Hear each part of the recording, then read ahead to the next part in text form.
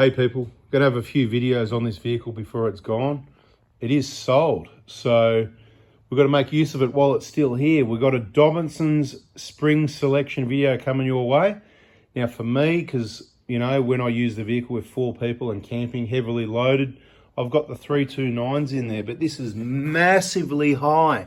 So if you put a 329 in and you're not loaded up for camping, it's going to sit really high, which is not ideal. It's got a bit of weight. It's got the table and the 2 cages behind the table from K-On. It's got the Heyman Reese tow bar, so there is a chunky tow bar under there. It's just nice and neat, hidden out of the way. I think it's a much better option than the Toyota one that hangs down and scrapes on everything, but each to their own on that one. This one, there's no cutting. You just remove the bar, install it, and then refit the bar. It's beautiful, easily removable.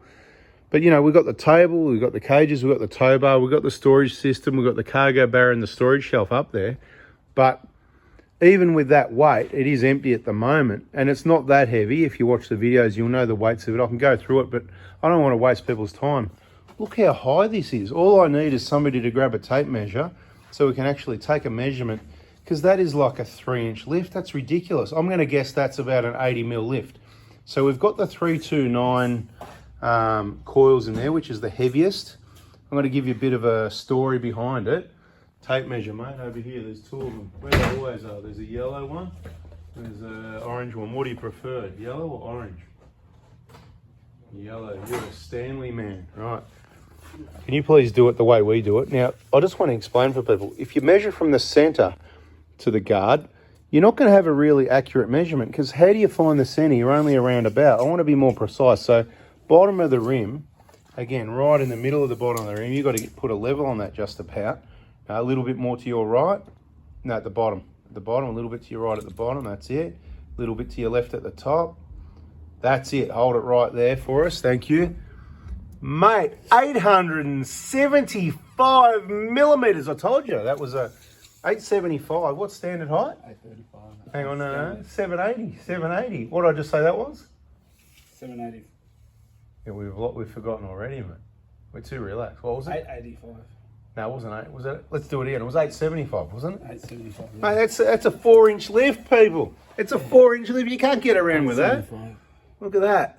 880, 875, let's say. So that is literally about a 4-inch lift. So if you've got a GX Prado, and that's what this is, which is a lot lighter because it hasn't got those seats that you don't use that take up a lot of space, and your trims that take up a lot of space and all that weight. But even though I've added this in, this was 35 kilos plus the drawer, so I'll say about 10. A couple of fridges, about 15 or so each. Some cargo barriers and stuff up there, plus a table. Even with all that weight added, that's got to offset the seats, I think. If you put 329s in, we've got a roof rack up there as well, the platform with nothing else on it. If you add all that stuff and a tow bar, you're still going to be sitting way too high with 329s. So the history is the most common spring is the 327, works really well. That's a good one, but there is a spring that's not new, but it's new to us using it, and it's new to anyone using it, okay? Because it's been around for a while, nobody uses it. And I've talked about it in some other videos. I've got a pair of 665s coming to go in here. And the difference is they're only 20 mil shorter. It'll be interesting to see what it sits like. And that's why we took a measurement. Can everyone remember this? What was it, mate? It was 875? That's what we said, didn't we? 875?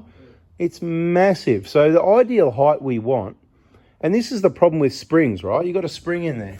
What happens to that green thing there? It's a spring, right? So what happens with a spring is you add weight to it, goes down, you take weight away, it goes up, right? So what's the ideal height? And is it ideal to have it at the right height when it's loaded or unloaded? Because you can't have both. And this is where airbags come in. I don't like airbags. They're unreliable, all that sort of thing. And it's a waste of money. You're spending hundreds and hundreds of dollars for something that's unreliable. They can get leaks and they don't really work. So you can't rely on it. I like stuff I can rely on. So the ideal height, in my opinion, at the back is 830. So that would mean 820 is okay. 810 is not too bad. So 810 is kind of your minimum that I'm happy with, right? You know. But 820, okay.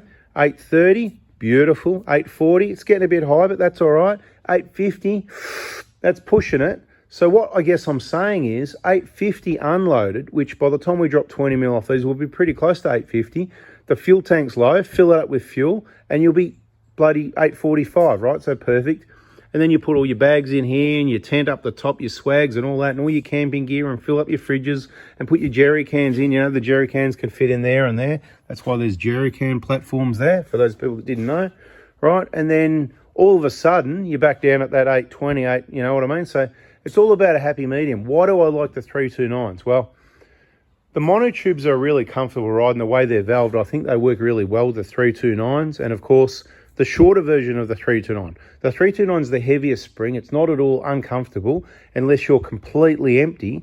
But that being said, these are adjustable. I've got MRA shock absorbers in there for testing. I don't really sell them. I can get them for you if you want, but I generally recommend just your standard, not adjustable stuff. But if you're into adjustment, I can help you out with a set.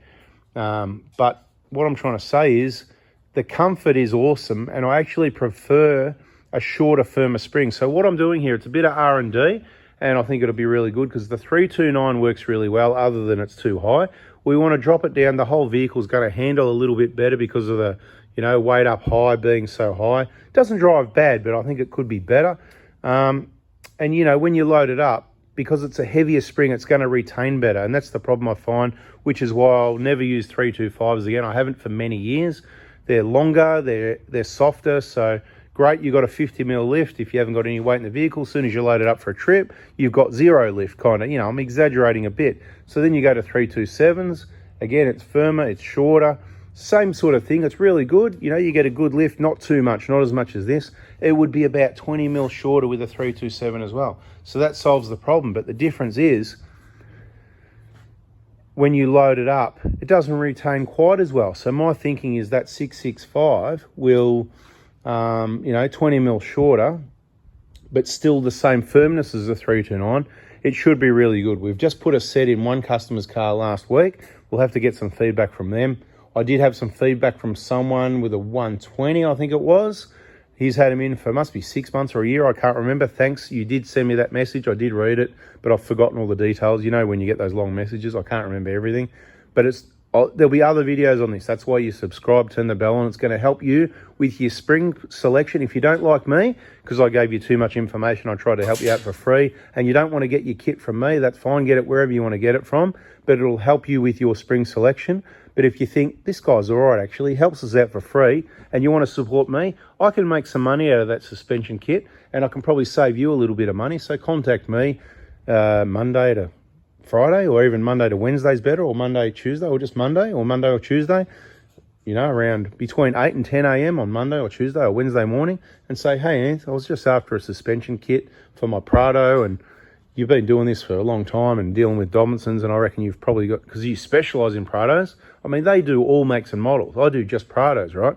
So I've got a lot of experience, and I remember what happens when I put X springs in whatever vehicle. We've got 3 Prados ourselves. We're about to go down to 2, but because this one, yeah, like I said, it is sold. So we'll make the most of it. I've got to give you some feedback.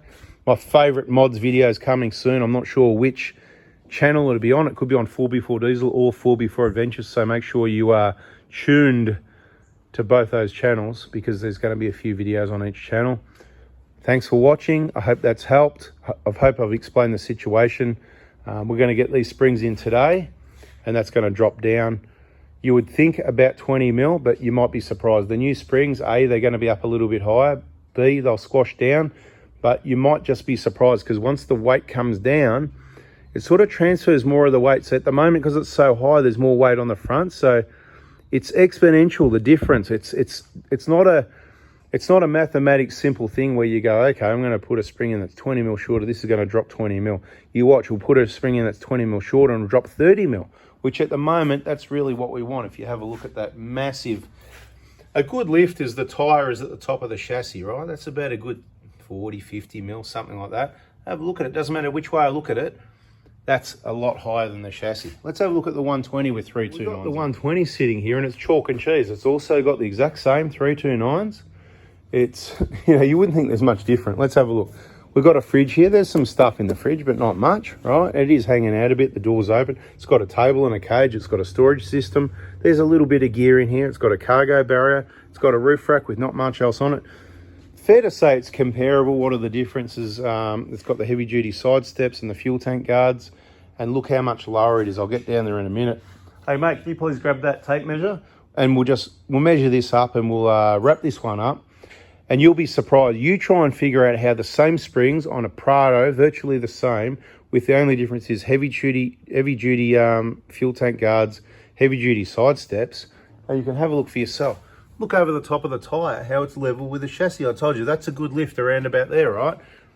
That could even be, I'd be happy if that was a little bit higher, but I'm going to guess this is about 820. But let's take a measurement. You jump in there, mate, and I'll make sure you level it up and everything. All right, you got it right the first time. A little bit to your left at the top. Yeah, that's it, right? Just hold him there for a minute. 830, mate. That's a perfect lift, and that's why you get your suspension kit from me, because that's how we roll, and that's why we're correcting the 150, because as much as I've put up with it, I ordered the springs last week to correct it, and funnily enough, I was contacted just days afterwards by the perfect prospective owner, and so we need to sort it out for him just like it's mine, because that's how we roll.